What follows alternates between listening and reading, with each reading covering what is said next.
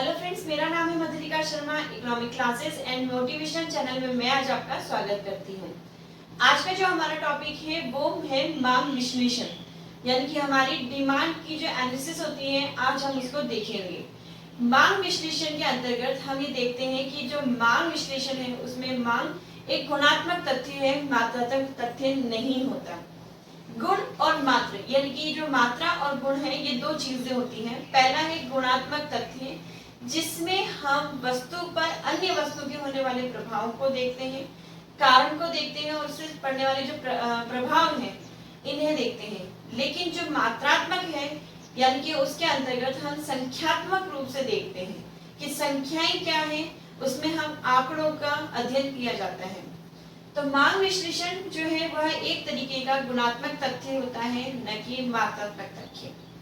गुणात्मक तथ्य में हम कीमत से, यानी कि जो भी वस्तु है मैं चाहती हूँ उस वस्तु पर कीमत का क्या प्रभाव है, आय का क्या प्रभाव है या अन्य वस्तुएं क्या है उनका जो प्रभाव है, ये जो विश्लेषण किया जाता है, यानी कि जो मांग का विश्लेषण है यह एक गुणात्मक तथ्य है, क्योंकि हम इन सभी चीजों का मांग पर क्या प्रभाव होने वाला है, क्या इसके कारण है, क्या परिणाम है का अध्ययन करते हैं। इसलिए कभी भी एग्जाम में अगर आता है कि मांग विश्लेषण या जो मांग का नियम है ये एक गुणात्मक तथ्य है या मात्रात्मक तथ्य है, तो आपको याद होना चाहिए कि यह एक गुणात्मक तथ्य है। दूसरी चीज है कि हम इस टॉपिक में आज देखेंगे कि मांग और आवश्यकता में क्या अंतर है। पहली चीज है कि मांग शब्द का अर्थ आपको बिल्कुल एकदम क्लियर होना चाहिए, तभी जाकर आप आगे चीजों को समझ सकेंगे। कभी भी हमारी इच्छा या हमारी आवश्यकता हमारी मांग नहीं होती। याद रखिए कि आवश्यकताओं में और इच्छाओं में क्या अंतर होता है। पहली चीज है वो है हमारी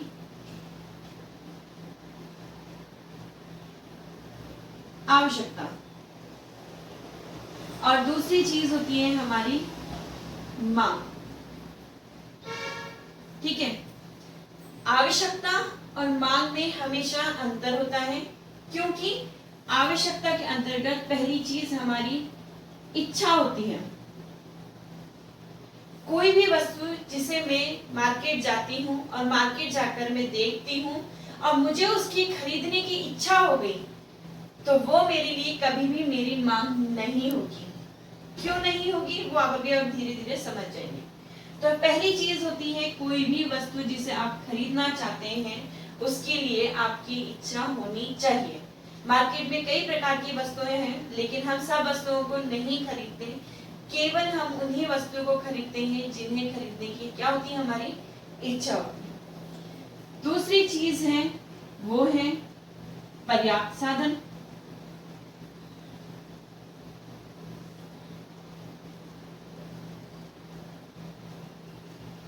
पर्याप्त साधन मतलब पैसा।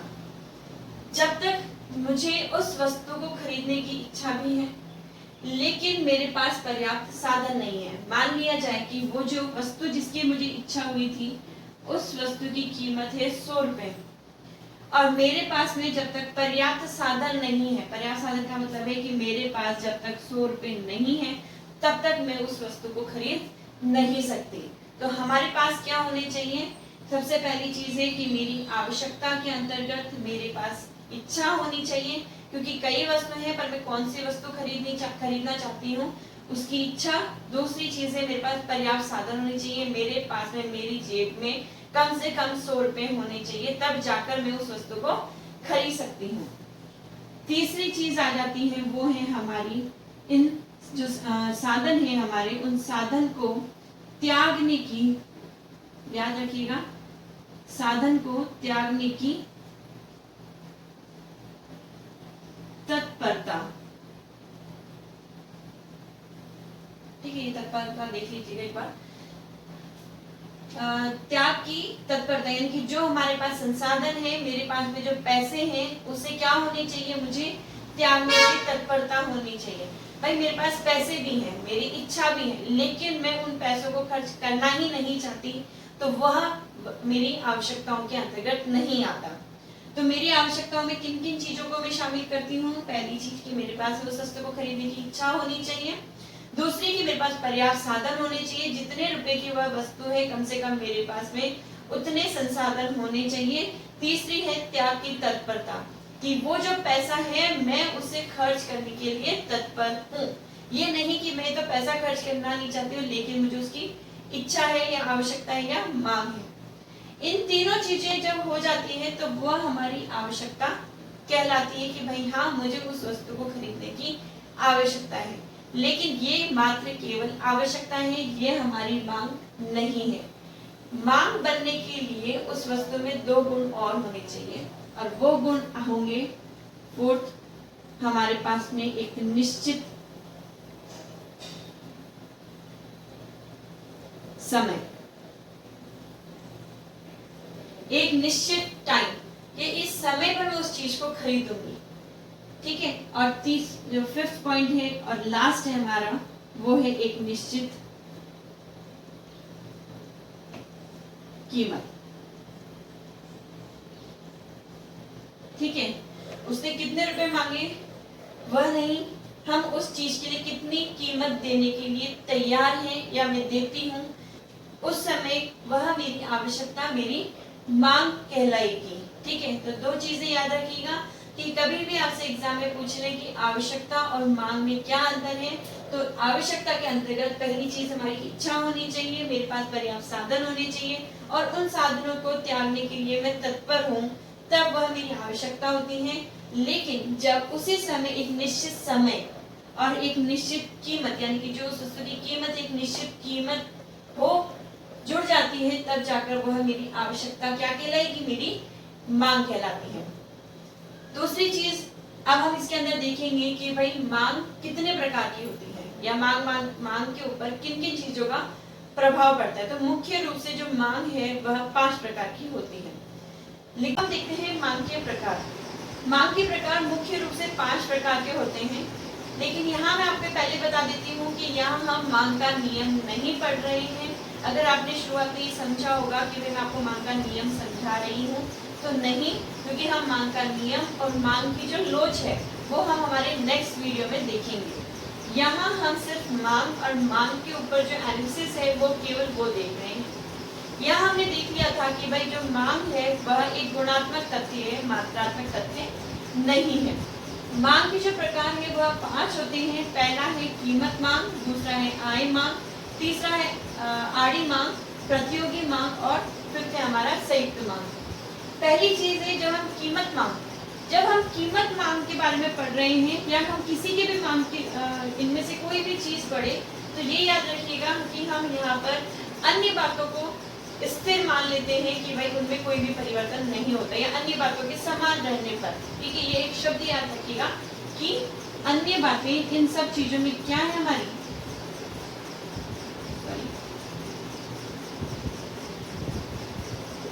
अन्य बातें समान।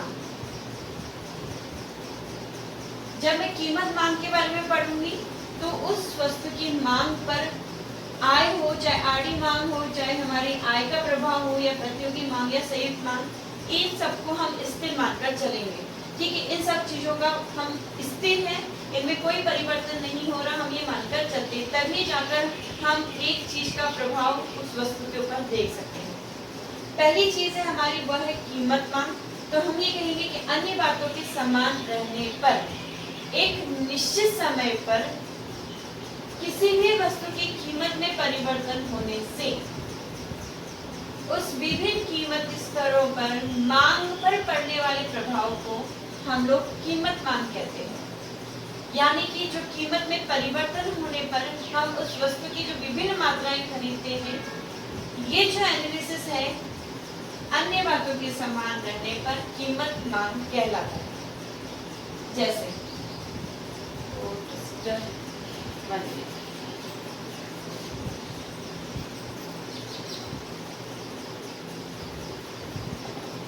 अन्य बातों के समान रहने पर अगर कीमत में परिवर्तन होता है तो उससे उस वस्तु की मांग में भी परिवर्तन होगा। ठीक है। पहली चीज, जैसे अगर कीमत बढ़ती है, याद रखिएगा किसी भी वस्तु की कीमत बढ़ती है तो उस वस्तु की मांग हमेशा घटती ही है अन्य बातों के समान रहने पर। अन्य बातों का समान रहने का मतलब इसलिए कह रही हूँ क्योंकि अगर मान लीजिए कोई तीज त्योहार हो जाता है या कोई फंक्शन आ जाता है या हमारी आय में परिवर्तित होता है तो उससे हमारी मांग अवश्य प्रभावित होती है। क्योंकि अगर यदि तीज त्योहार है, आने वाला कोई फंक्शन है, दिवाली है, अगर कपड़ों की कीमत बढ़ती जाती है तो हमारी मांग कम नहीं होती, या मिठाई की कीमत बढ़ती जाती है तो हमारी मांग कम नहीं होती। क्योंकि उस समय कैसी स्थिति आ गई, मेरी आवश्यकता आ गई, हमारी मजबूरी आ जाती है कि नहीं हमें वो चीज खरीदनी ही होती है। लेकिन हमने कहा कि अन्य बातें समान है, यानी कि ये सब चीजें नहीं है, इन सब चीजों का प्रभाव यहाँ नहीं पड़ रहा। यहाँ हम केवल कीमत का प्रभाव किस पर देखना चाह रहे हैं, मांग का। जब किसी भी वस्तु की कीमत में परिवर्तन होता है तो उस पे उसका जो मांग पर पड़ने वाला प्रभाव है वो हमारा कीमत मांग कहलाती है। ऐसी स्थिति में कीमत के बढ़ने पर, यानी कि अगर कीमत बढ़ रही है उस वस्तु की तो उसकी मांग अवश्य ही घटेगी, और अगर उस वस्तु की कीमत घट रही है तो उस वस्तु की मांग सदैव बढ़ती है। तो यहाँ एक बात आप अच्छे से नोटिस कीजिएगा कि यहाँ पे कैसा रिलेशन है, इनवर्स रिलेशन है। एक चीज के बढ़ने पर उस वस्तु की एक वस्तु की कीमत के बढ़ने पर उस वस्तु की मांग घटती है, एक विपरीत संबंध को दर्शाता है, यानी कि एक ऋणात्मक नेगेटिव इनके अंदर रिलेशन होता है। यानी कि पॉजिटिव का मतलब है दोनों चीजें बढ़ रही है या दोनों चीजें घट रही है। जब सेम चीजें होती है वो पॉजिटिव होता है, लेकिन नेगेटिव रिलेशन का मतलब है या इनवर्स रिलेशन का मतलब है कि जब एक चीज आगे जा रही है यानी कि बढ़ रही है, लेकिन उसका प्रभाव दूसरी वस्तु पर ऋणात्मक पड़ रहा है। हम यहाँ पर हमेशा वस्तुओं को लेते हैं, गुड्स जो हमारी होगी वो, और हम यहाँ पे कीमत को लेते हैं। तो मांग और कीमत में हमेशा ढाल, ऋणात्मक ढाल का जो, यानी कि मांग वक्र होगा वो कैसा, ये मांग वक्र है। ये कौन सा वक्र है, ये हमारा मांग वक्र है। इस मांग वक्र पर हमने उस वस्तु और उसकी कीमत यानी कि कीमत से उस वस्तु पे पड़ने वाली मात्रा का प्रभाव देख रहे हैं, और हम जानते हैं कि अगर किसी वस्तु की कीमत अधिक है तो उस वस्तु की मांग कैसे होगी, कम होती है। और अगर उस वस्तु की कीमत घट जाती है, मान लीजिए यहाँ पर है 10 है, और अगर घट जाती है यानी कि 5 हो जाती है, तो आप देखेंगे कि उस वस्तु की जो है मात्रा कैसी है, बढ़ जाती है। तो याद रखिएगा कि मांग और कीमत में हमेशा अन्य बातों के समान रहने पर ऋणात्मक संबंध पाया जाता है, और मांग वक्र ऋणात्मक ढाल लिए हुए होता है। ये ऋणात्मक ढाल है, एक चीज के बढ़ने पर एक चीज का घटना दिखाया जा रहा है। इसके बाद में यहाँ पे इनके पीछे कभी भी पॉजिटिव रिलेशन नहीं होता अन्य बातों के समान रहने पर। अन्य बातों के समान रहने पर इसलिए कह रही हूँ क्योंकि कई बार बच्चों के दिमाग में आ जाता है, अरे यार तीज त्योहार है, कीमत बढ़ रही है, बस फिर भी हम तो मांग तो बढ़ा रहे हैं, ऐसा तो नहीं है कि हम घटा रहे हैं। इसीलिए मैं अन्य बातों को समान इसलिए कह रही हूँ कि अभी दिमाग में कोई भी चीज जब ऐसे क्वेश्चन आए तो आप इस बात को, अन्य बातों को समान मानकर चलिएगा कि इनका प्रभाव कीमत और मांग पर नहीं पड़ रहा। दूसरी चीज है कि आय मांग, ये हमारा हो चुका है, ठीक है। सेकंड आता है हमारा आय मांग। आय मांग के अंतर्गत नेगेटिव रिलेशन भी पाया जाएगा और पॉजिटिव रिलेशन भी पाया जाएगा, क्योंकि हम जानते हैं कि भाई, अब पहले हम देखते हैं पॉजिटिव रिलेशन कैसा है। यहाँ हम आय को लेते हैं और यहाँ हम मांग को लेते हैं। अगर एक व्यक्ति है और उस व्यक्ति की आय बढ़ रही है तो जरूर उस व्यक्ति की मांग भी बढ़ती है, ठीक है। लेकिन कुछ वस्तुओं की मांग घटती भी है। कैसे? अगर एक व्यक्ति की आय बढ़ रही है, आय ही चल रहा है इधर, आय बढ़ रही है, तो कुछ वस्तुओं की मांग घटती भी है। कौन सी वस्तुओं की मांग घटती है? वो होती है घटिया वस्तु, जिसे हम निकृष्ट वस्तुएं कहते हैं, ठीक है। और यहाँ पे मांग उन वस्तुओं की बढ़ सकती है, या तो अच्छी, अगर आप अच्छे वस्तु यूज कर रहे हो तो अब आप ज्यादा यूज करना शुरू कर दोगे, तो ये एक पॉजिटिव रिलेशन को दिखाता है। लेकिन कुछ वस्तुओं के साथ में इनका नेगेटिव रिलेशन भी होता है।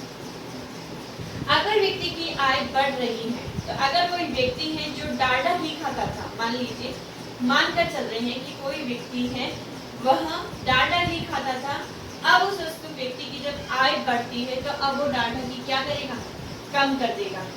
ठीक है, क्योंकि आय कैसी है, अब बढ़ रही है, अब वो देसी घी अफोर्ड कर सकता है, इस वजह से वह अब डालडा घी की मांग नहीं करेगा या उसकी मांग कम कर कर वो किस पे चला जाएगा, देसी घी पर चला जाएगा। अब कुछ वस्तुओं की मांग अपने आप ही बढ़ जाती है कि हाँ भाई आय अब बढ़ रही है तो चलो ठीक है, पहले हम इतना सारी चीज लाते थे, लो भाई अब हम थोड़ी ज्यादा कर सकते हैं, यानी कि महीने में एक बार पास्ता खा सकते थे, तो भाई अब हमारी आय बढ़ गई तो अब हम उसकी मांग ज्यादा करने लगते हैं, चलो सप्ताह में भी बना लें तो महीने के अंदर हमने 4 बार पास्ता बना लिया, तो मांग कैसी होगी इसकी, बढ़ गई। ये इंसान की आय पे डिपेंड करता है। यहाँ पर भी अन्य बातों को हमने समान स्थिर मान लिया है, उनमें कोई परिवर्तन नहीं हो रहा। ऐसा नहीं है कि भाई मांग के साथ साथ कीमत भी बढ़ रही है, नहीं, वो सब चीजें कैसी है, स्थिर है। यहाँ हम केवल आय और मांग का ही रिलेशन देखेंगे और परिवर्तन केवल और केवल इन दोनों में ही होगा, तीसरा किसी में भी नहीं होगा। पहली चीज जो है वो है पॉजिटिव रिलेशन को दिखा रहा है और दूसरी चीज जो है वो नेगेटिव रिलेशन को दिखाता है। अगर यह जो पॉजिटिव रिलेशन है वो दिखाता है हमारे इसको सामान्य वस्तुओं में, इसमें आती है हमारा सामान्य वस्तुओं में हमेशा धनात्मक रिलेशन और ऋणात्मक रिलेशन हमेशा हमारा घटिया वस्तुओं के साथ पाया जाता है। ठीक है, ये इनवर्स रिलेशन को दिखा रहा है, यानी कि नेगेटिव रिलेशन को दिखाता है कि अगर घटिया वस्तुएं हैं, अगर व्यक्ति की आय बढ़ रही है, ये तीर ऊपर का मतलब है कि आय बढ़ रही है, तो ऐसी स्थिति में वह वस्तुओं की मांग, घटिया वस्तुओं की मांग, फिर याद रखिएगा, घटिया वस्तुओं की मांग कम करेगा। और अगर व्यक्ति की आय घट रही है तो वह घटिया वस्तुओं की मांग कैसे करेगा, अब बढ़ा देगा, क्योंकि अब वह उन वस्तुओं को नहीं खरीद सकता या श्रेष्ठ वस्तुओं को नहीं खरीद सकता।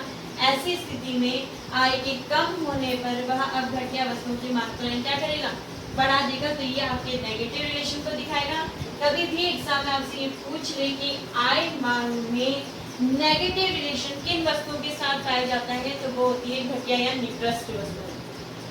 देखिए, पहली चीज है, मैं आपको सोच बता देती हूँ कि आपको ये कहीं नहीं बताया जाएगा कि घटिया वस्तुएं कौन सी होती हैं या श्रेष्ठ वस्तुएं कौन सी होती हैं, क्योंकि ये हमेशा इंसान की परिस्थिति पर निर्भर करती है।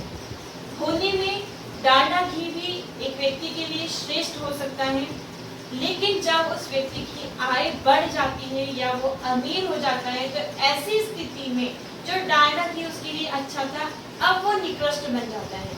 तो वस्तुएं कोई भी निकृष्ट नहीं होती। प्लास्टिक के जूते जो हैं वो हम ये देखते हैं जनरली कोई गरीब व्यक्ति पहनता है, लेकिन जिसे हम क्रॉक्स बोलते हैं, बारिश के सीजन में आजकल सब लोग पहनते हैं। ठीक है, तो वही चीज जो है वो व्यक्ति की सोच पर और व्यक्ति की आय पर निर्भर करता है, क्योंकि वही वही चीज जो आय है वही व्यक्ति की सोच पर उस वस्तु को घटिया या निकृष्ट या सामान्य या सर्वश्रेष्ठ बनाती है। वस्तुएं कोई भी घटिया नहीं होती, कोई भी निकृष्ट नहीं होती, सामान्य और सर्वश्रेष्ठ नहीं होती। केवल और केवल आय के रूप में हम उन वस्तुओं को देखते हैं। एक व्यक्ति जो आराम से डालडा घी खा रहा था, उसकी जिंदगी में उसे कोई दिक्कत नहीं थी, लेकिन जब उसकी आय बढ़ती है तो वही व्यक्ति उस वस्तु को घटिया समझता है और उसकी मात्रा को कम कर देता है। और वो जिससे सर्वश्रेष्ठ या अच्छा मानता था, जैसे कि घी, उसकी मात्रा को क्या करता है, वो आय के बढ़ने के साथ बढ़ा लेता है। आय कम होने पर वही वस्तु जो घटिया उसके लिए थी, अब वही चीज उसके लिए अच्छी होती है। तो ये जो है घटिया वस्तुएं, निकृष्ट वस्तुएं, ये हमेशा व्यक्तिगत आय पर निर्भर करती है। यह आपको कभी कोई नहीं बताएगा, लेकिन ये बता सकती हूँ मैं आपको, क्योंकि कोई भी वस्तु निकृष्ट या श्रेष्ठ नहीं होती। यह व्यक्ति की सोच पर निर्भर करता है। आय में परिवर्तित होने पर वही वस्तुएं जो उसके लिए श्रेष्ठ थी वो उसके लिए घटिया हो जाती है। तो याद रखिएगा, आय प्रभाव या आय मांग का जो प्रभाव है घटिया वस्तुओं पर ऋणात्मक होता है, यानी कि वही चीज ऋणात्मक का मतलब हो गया, इसका ढाल ऋणात्मक ढाल का होगा। ये है वह मांग वक्र था जो हमने देखा, ये हमारा मांग पर आय वक्र होगा। क्योंकि हम इसमें क्या देख रहे हैं, आय और वस्तु की मांग पर प्रभाव। जब व्यक्ति की आय बढ़ती है तो उस वस्तु की मांग कम होती है। जब व्यक्ति की आय, यहाँ पर आय है, कीमत नहीं है, याद रखिएगा। जब व्यक्ति की आय घटती है यानी कि अब उसके लिए पैसा उसके पास कम है, तो ऐसी स्थिति में वह उस वस्तु की मांग बढ़ा देता है। नेगेटिव रिलेशन है, क्योंकि आय कम है, अब वो अच्छी वस्तुओं को नहीं यूज कर सकता, इस वजह से वो घटिया वस्तु की मांग को बढ़ा देता है। तीसरी चीज और अगर यदि कोई व्यक्ति पूछता है तो सर्वश्रेष्ठ वस्तु में या सामान्य वस्तु में ये रिलेशन पाया जाता है कि आय और मांग में धनात्मक रिलेशन होता है। धनात्मकता का मतलब हो गया वह स्लोप इस तरीके का होता है। यह हमारा मांग वक्र, आय मांग वक्र है। जब आय बढ़ती है, यानी कि यहाँ पे क्या है कि हमारी आय बढ़ती है तो उस वस्तु की मांग भी हमारे लिए बढ़ जाती है। दोनों ही चीजें बढ़ गई, यहाँ से लेकर हमारी मांग बढ़ गई और यहाँ से हमारी आय बढ़ गई। तो आय वस्तुओं में सामान्य वस्तुओं में यह रिलेशन धनात्मक होता है और घटिया वस्तुओं में हमारा मांग का जो आय और मांग का जो रिलेशन है वो कैसा होता है, नेगेटिव होता है। तीसरा जो है हमारा वो है हमारा आड़ी मांग। इसे ही हम लोग तिरछी मांग या क्रॉस डिमांड भी कहते हैं। ठीक है, आड़ी मांग, तिरछी मांग और क्रॉस डिमांड जो है ये तीनों एक ही चीज है। इनके अलग अलग नाम हैं, क्योंकि हर बुक्स में कुछ नाम में थोड़ा बहुत फेर हो जाता है, वो चीज है। तो आड़ी मांग या जो हमारी तिरछी और क्रॉस डिमांड है वह क्या कहता है कि किसी वस्तु की उन विभिन्न मात्राओं को बताता है, यानी कि उस वस्तु की उन विभिन्न मांग को उस विभिन्न मांग को, यानी कि उसकी व्यक्ति की कुल मांग को बताता है, जो कि अन्य वस्तुओं के, इसमें हम याद रखिएगा कि अन्य वस्तुओं का प्रभाव दे रहे हैं अन्य बातों के समान रहने पर, लेकिन क्या हो रहा है, अन्य वस्तु की कीमत में परिवर्तन हो रहा है। आड़ी मांग, तिरछी मांग, क्रॉस डिमांड जो है इसके अंतर्गत अन्य बातें समान है, कोई परिवर्तन नहीं हो रहा, यानी कि ना ही व्यक्ति की मांग में कोई परिवर्तन हो रहा, न संयुक्त मांग में परिवर्तन हो रहा। यहाँ हम क्या देखेंगे कि एक वस्तु की मांग का अन्य वस्तुओं की कीमत में परिवर्तन के प्रभाव को देखते हैं। अन्य वस्तुओं के कीमत में परिवर्तन का उस वस्तु की मांग पर क्या प्रभाव होता है, यह हम आड़ी मांग के अंतर्गत देखते हैं। जैसे जो आड़ी मांग है उसको हम दो रूप में देखेंगे। पहला हम देखेंगे प्रतियोगी मांग क्या होती है और दूसरा है पूरक मांग। क्योंकि वस्तुएं दो ही प्रकार की होती है, या तो प्रतियोगी वस्तुएं होती हैं या फिर पूरक वस्तुएं होती हैं। तो यहाँ इसकी मांग नहीं है, ठीक है। ये हमारी कौन सी है, प्रतियोगी वस्तुएं और पूरक वस्तु। तो यहाँ पे जो ये अन्य वस्तुओं की कीमत में जो परिवर्तन है, यह अन्य वस्तुएं कुछ और नहीं, उनकी प्रतियोगी वस्तुएं हो सकती हैं और दूसरी है पूरक वस्तुएं हो सकती हैं। अब यहाँ हम देखेंगे कि प्रतियोगी वस्तुएं कौन सी होती हैं और पूरक वस्तुएं कौन सी होती हैं, ठीक है। आड़ी मांग में हम देखेंगे पूरक वस्तुएं और प्रतियोगी वस्तुएं, क्योंकि हमने वहां यही देखा कि किसी भी वस्तु की मांग पर अन्य वस्तुओं की कीमत का जो प्रभाव पड़ता है वह हमारी आड़ी मांग कहलाती है। एक वस्तु की मांग पर जब अन्य वस्तुओं की कीमत में परिवर्तन का जब प्रभाव उस वस्तु की मांग पर पड़ता है तो क्या कहलाती है, वो आड़ी मांग कहलाती है। वस्तुएं हमने बता दिया दो प्रकार की होती है, पहली वस्तु है पूरक वस्तुएं, दूसरी होती है प्रतियोगी वस्तुएं। इन्हीं प्रतियोगी वस्तुओं को हम स्थानापन्न वस्तुएं भी कहते हैं। क्या सी स्थानापन्न वस्तुएं। देखिए, अगर कोई चीज है या कोई वस्तु है जिसकी जगह पर हम उसका प्रतिरूप ला सकते हैं, यानी कि प्रतियोगी वस्तुएं, टक्कर की वस्तुएं ला सकते हैं, तो वो प्रतियोगी वस्तुएं कहलाती है। जैसे एक व्यक्ति है जो चाय पीने का आदी है, चाय नहीं हो तो वो कॉफी भी पी सकता है, ठीक है। शक्कर की जगह जिसे आप चीनी कहते हैं, शक्कर की जगह पर गुड़ का प्रयोग करना। गुड़ टूट चुकी है, ठीक है। ये वस्तुएं कैसी हैं? स्थानापन्न वस्तुएं होती हैं कि भाई हम चाय को किससे स्थापित कर सकते हैं, उसकी जगह पर यानी कि रिप्लेस कर सकते हैं, वो है कॉफी। दूसरी चीज है शक्कर की जगह पर हम गुड़ का भी प्रयोग कर सकते हैं। ऐसी कई वस्तुएं होती हैं, जैसे चावल। एक व्यक्ति है जो गेहूं की रोटी खाता है, वो गेहूं को या तो बाजरे में या मक्के में या चावल में प्रतिस्थापित कर सकता है। तो जब हम किसी भी चीज को एक दूसरे के अंदर स्थानांतरण करते हैं तो हम उसको चीज को बोलते हैं। तो प्रतियोगिता वस्तुएं या स्थानापन्न वस्तुएं जो होती है वह जब हम एक वस्तु को दूसरी वस्तु में स्थापित कर सकते हैं यानी कि बदल सकते हैं, वह प्रतियोगी वस्तुएं कहलाते हैं। प्रतियोगिता जो वस्तुएं हैं उसके अंतर्गत हमेशा धनात्मक रिलेशन होता है। कैसा रिलेशन होता है? पॉजिटिव रिलेशन, यानी कि जो चित्र बनाएंगे हम वह हमेशा पॉजिटिव बनेगा। जैसे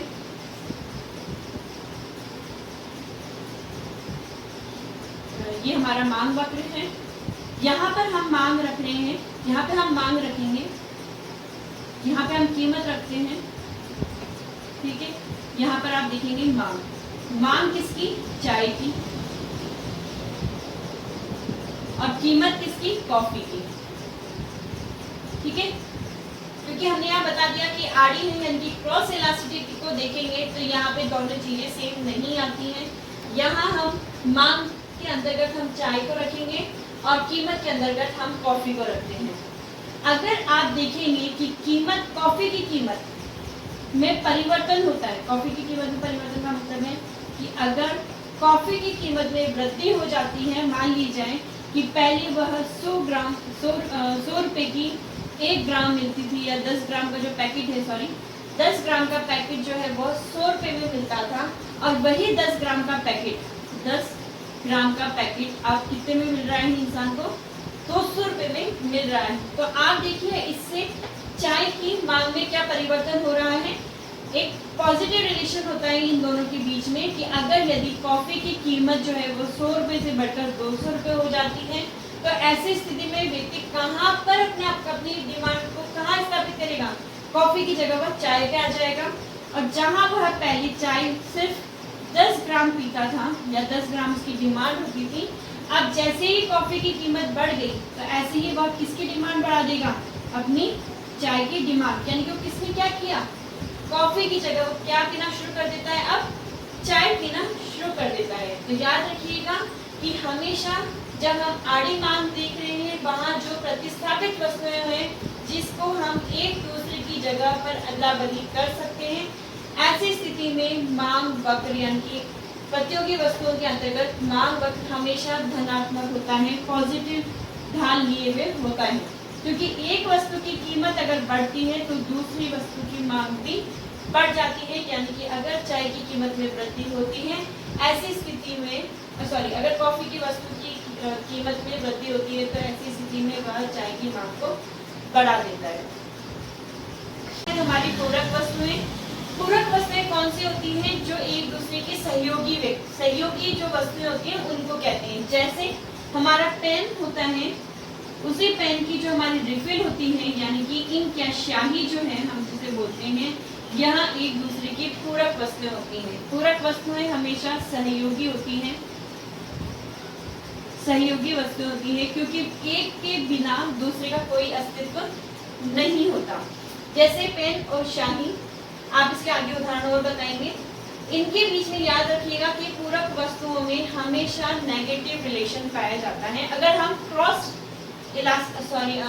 डिमांड के बारे में यानी कि आड़ी मांग के बारे में पढ़ रहे हैं तो, क्योंकि देखिए सबसे मैंने आपको बता दिया, हम यहाँ पे पेन, डिमांड किसकी है? पेन की। और याद है हम एक तरफ मांग कर रहे हैं, एक तरफ कीमत करते हैं, लेकिन कीमत हम हमेशा क्रॉस वस्तु की कर रहे हैं यानी कि स्याही की।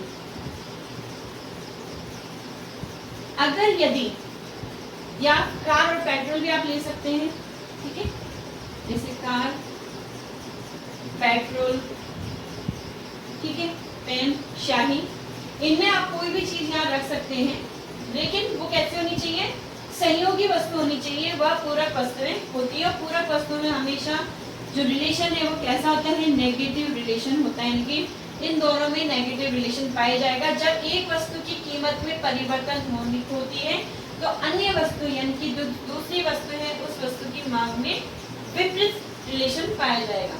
जैसे कीमत, अगर हम मानकर चलते हैं कि इसको हम 10 मानते हैं और ये 5 है, मान लीजिए कि एक स्याही की जो बॉटल है उसकी कीमत कितनी है, 10 रुपए है। ऐसी स्थिति के अंतर्गत और हम उस समय 5 पेन को हम यहाँ क्वांटिटी में ले लेते हैं कि 5 पेन 1 2 3 4 और 5, हम 5 पेन का यूज कर रहे हैं। अगर यदि स्याही की कीमत बढ़ जाती है तो हम अब कम पेन का इस्तेमाल करेंगे। आप देखेंगे अगर यदि स्याही की कीमत यहाँ से 10 से बढ़ के मान लो 12 हो गई तो अब हम 5 पेन की जगह कितने पेन यूज करेंगे, 3 या 4 पेन का यूज करेंगे। इसमें रिलेशन हमेशा नेगेटिव होता है क्योंकि ये सहयोगी वस्तु है। जैसे सहयोगी वस्तु कार है और पेट्रोल है। अगर यदि कार की कीमत बढ़ जाती है, कोई भी कार है, अगर यदि 10 लाख से उसकी कीमत बढ़कर 15 लाख हो जाती है तो अब व्यक्ति उसको उतना नहीं खरीदेंगे। इस वजह से जो पेट्रोल की डिमांड है वो कैसी हो जाएगी, अपने आप कम हो जाएगी। यानी कि कार की कीमत बढ़ जाने पर उसकी सहयोगी वस्तु जो पेट्रोल है उसकी डिमांड भी अब कम हो जाएगी। और अगर वहीं पर कार की कीमत कम हो जाती है, यानी कि 10 लाख से कार अब 6 लाख या 7 लाख या 8 लाख में भी है तो लोगों के लिए वो अफोर्डेबल हो जाएगी, अब उसे लोग खरीदना शुरू करेंगे। ऐसी स्थिति में पेट्रोल की जो डिमांड है वो कैसी हो जाएगी, बढ़ जाएगी। यानी कि एक वस्तु की कीमत एक वस्तु की मांग में या उसकी कीमत में परिवर्तन होने पर दूसरी वस्तु की मांग पर क्या प्रभाव होता है वो देख रहे हैं। कार की कीमत के कम हो जाने पर पेट्रोल की डिमांड बढ़ जाएगी क्योंकि लोग कार खरीद सकते हैं, अब वो लोग घूम सकते हैं, तो पेट्रोल की डिमांड कैसी है, बढ़ जाएगी। और ऐसी ही स्थिति में अगर कार की कीमत बढ़ जाती है तो लोग अब कार नहीं खरीद रहे तो पेट्रोल की डिमांड अपने आप घट जाती है। तो याद रखिएगा कि पूरक मांग के अंतर्गत आड़ी वस्तुओं की जो मांग है उसमें नेगेटिव रिलेशन पाया जाता है। अब लास्ट मांग, संयुक्त मांग का मतलब है कि जब हम किसी भी चीज को एक कॉम्बिनेशन में जब उसकी डिमांड करते हैं तो हमारी संयुक्त मांग होती है। जैसे मैंने आपको बता ही दिया पेन और स्याही, लेकिन वहां पे हमने पूरक रिलेशन देखा था इनका, यहाँ पे वो नहीं है, यहाँ पे संयुक्त मांग का है पेन और स्याही। क्या हमारे पास सिर्फ पेन है पर इंक नहीं काम चलेगा, नहीं। अगर इंक है पेन नहीं है काम चलेगा, नहीं। कैसी मांग है, यहाँ संयुक्त मांग है, दोनों एक साथ होगी तभी जाकर वो हमारी मांग कहलाएगी। वो संयुक्त मांग होती है कि एक से दूसरी वस्तु की मांग डिपेंड करती है। दूसरा है हमारा कार, वही जो हमने वहां भी लिया था हमारा कार। और दूसरा है हमारा पेट्रोल, पेट्रोल है पर कार नहीं है, या कार है तो पेट्रोल नहीं है, तो ये कोई डिमांड नहीं होगी। संयुक्त मांग के अंतर्गत हमें दोनों ही चीजें होनी चाहिए तब जाके वो हमारी कैसी कहलाएगी, संयुक्त मांग। एक और प्रकार की मांग होती है, वो है हमारे ये लास्ट है, वो है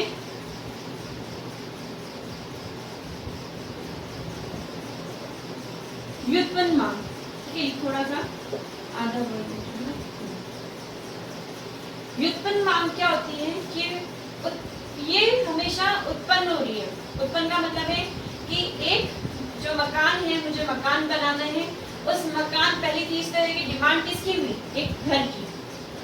किसकी, घर की, कि मुझे एक घर चाहिए। उस घर से और कौन कौन सी मांग व्युत्पन्न हुई, पहली चीज कि लोगों को नौकरी मिल गई, दूसरा है मुझे उसके लिए ईंट की जरूरत पड़ेगी, दूसरा सीमेंट की जरूरत पड़ेगी, तीसरी रेत की जरूरत पड़ेगी। ठीक है, कारीगर की जरूरत तो हमने बता ही दिया, रोजगार के लिए आई गई। तो ये व्युत्पन्न मांग कहलाती है कि एक चीज की मांग यानी कि घर की मांग से अन्य चीजों की मांग भी क्या होती है, उत्पन्न होना शुरू हो जाती है। यह व्युत्पन्न मांग कहलाती है। मैं मधुरिका शर्मा आशा करती हूँ कि आपको ये टॉपिक अच्छे से समझ में आया होगा। कल का जो टॉपिक है वो हमारा होगा मांग का नियम और मांग की लोच। Thank you for watching.